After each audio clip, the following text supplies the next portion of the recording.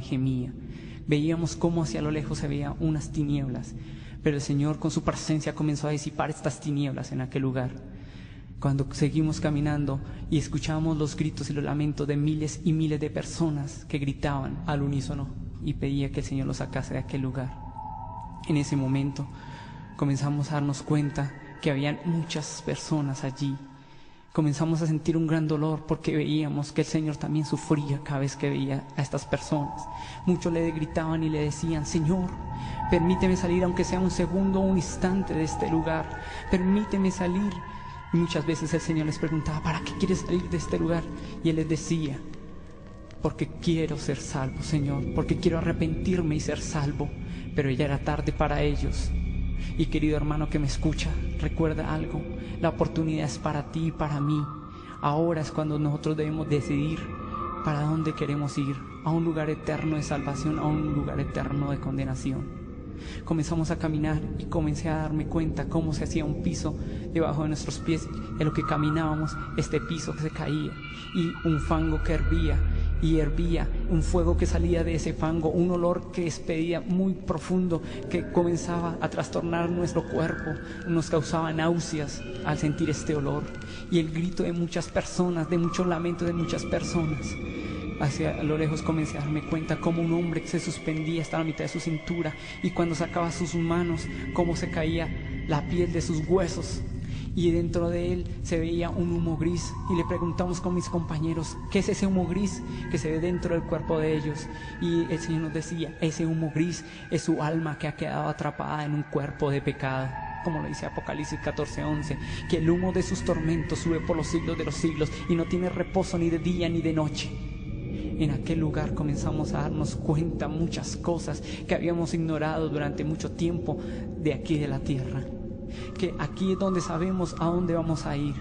a un lugar eterno de salvación o de condenación. Seguimos caminando tomados de la mano del Señor y nos dimos cuenta que el infierno está dividido en diferentes secciones de sufrimientos. Y fuimos a un lugar donde había muchas mazmorras, y allí veíamos a unas almas que estaban allí atormentadas por unas clases de demonios, y estas almas atormentaban a las personas y allí se burlaban de ellas y le decían: maldito, ahora sí, alaba a Satanás, alábalo, ahora sí, sírvele como le servías en la tierra. Y ellos sufrían porque aún el castigo, los gusanos, el fuego que los consumía, un ácido que les consumía toda su piel, allí los atormentaba. Comenzamos a ver en una de estas mazmorras a dos jóvenes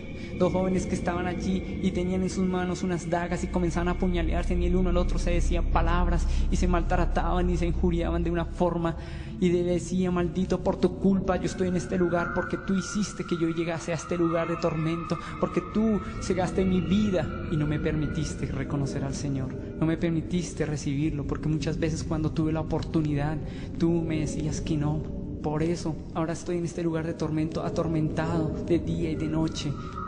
Y en ese momento comenzamos a ver una visión de la revelación que Dios nos estaba dando, y comenzamos a ver estos dos jóvenes como un día estaban divirtiéndose en una taberna, y en un momento que entraron ellos de embriaguez comenzaron a discutir y tener una disputa, una contienda ahí entre ellos. Uno despicó una botella y el otro sacó una navaja y comenzaron a pelear. En ese momento comenzaron a luchar, cuando en ese momento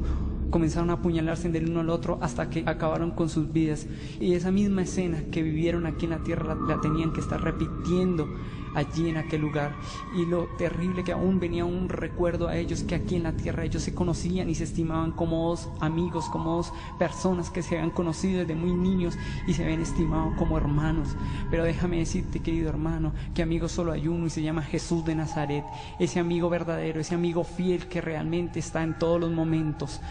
Caminamos con el Señor y comenzamos a darnos cuenta allí en aquellas mazmorras a una mujer que estaba allí revolcándose en un fango, su cabello todo desordenado, y veíamos como allí en aquel fango y en esa mazmorra veíamos como una serpiente se enrollaba en su cuerpo y comenzaba a introducirse por sus partes bajas y tener una relación. Allí las personas, los hombres y las mujeres que sienten de la fornicación, que viven la fornicación aquí en la tierra, allí también en el infierno la van a vivir, pero allí van a ser con serpientes, y esa serpiente tenía unos punzones como de 15 centímetros de largo y entraba por su cuerpo y comenzaba a destruir todo su cuerpo, en ese momento, y comenzamos a escuchar cómo ella gritaba y gemía de dolor, le decía al Señor: Señor, que pare ya, no quiero más este sufrimiento, no quiero más este sufrimiento, dile que pare ya, por favor. Y que veíamos cómo esa serpiente se introducía y destruía todo su cuerpo, y gritaba y se lamentaba: ya no lo vuelvo a hacer, ya no quiero más, pare, que pare, por favor, ya no quiero más. En ese momento nosotros tapamos aún nuestros oídos, pero no podíamos dejar de escuchar lo que ella gritaba y decía, y tapamos aún más nuestros oídos y no queríamos seguir escuchando ni viendo, y le decíamos al Señor: Señor, ya no más. Pero el Señor nos decía: es necesario que veas para que cuentes a mi pueblo, porque mi pueblo está siendo destruido, porque mi pueblo está ignorando la verdadera salvación, el verdadero camino hacia la salvación.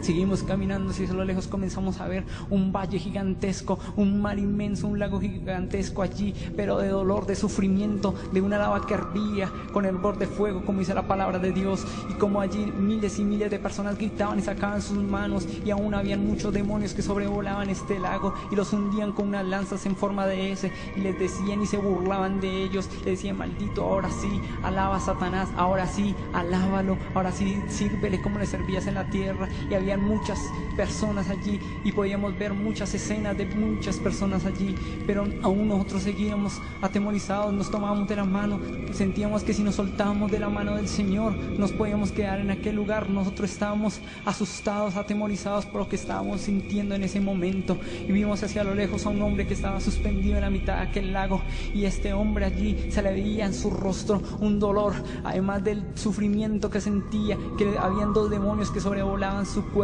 allí, y estos dos demonios tomaban y punzaban su cuerpo y llegaban y le sumergían las lanzas y sacaban sus costillas, y estos dos demonios se burlaban de él y se reían, y él sentía, y el Señor nos mostraba a este hombre con ese sufrimiento que sentía, pero dentro de él había un sufrimiento, como habla el rico de la historia, que allí él estaba también atormentado por el recuerdo de que su familia podía también llegar a aquel lugar de tormento, que su familia podía estar allí también, y tuvo la oportunidad de haberles hablado y nunca se preocupó por darles un mensaje de salvación para que no llegaran a este lugar de tormento, que allí se recordaba que había habido una oportunidad para todos ellos y que él había sido una persona importante para llevar este mensaje. Ignoró esto y estaba preocupado por sus hijos y por su esposa allí en aquel lugar. Eso lo atormentaba, y aún venían estos demonios y amputaban sus brazos, y él caía en este fango que hervía con fuego de azufre, que hervía, y él trataba de revolcarse del dolor porque este fango le quemaba toda su carne,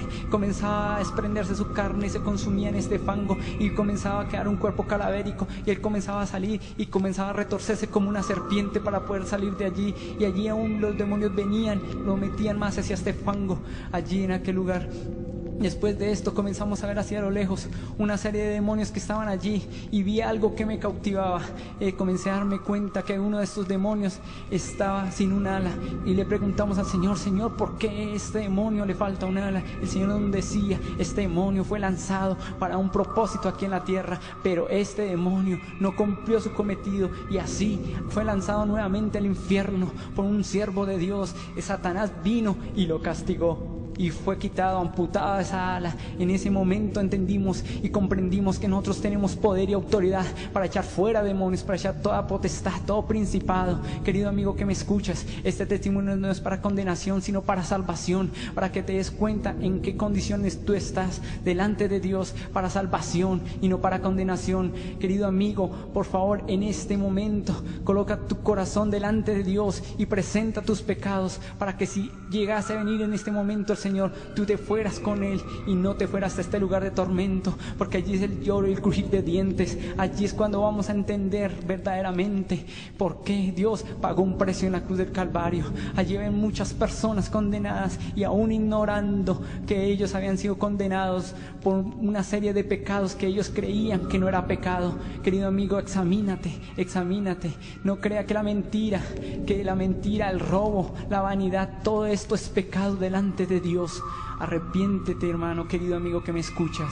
Yo te doy este mensaje para que te arrepientas y busques aún más al Señor.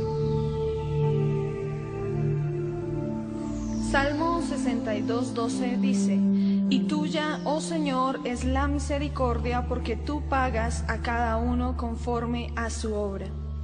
En aquella mañana, cuando el Señor nos visitó en el cuarto,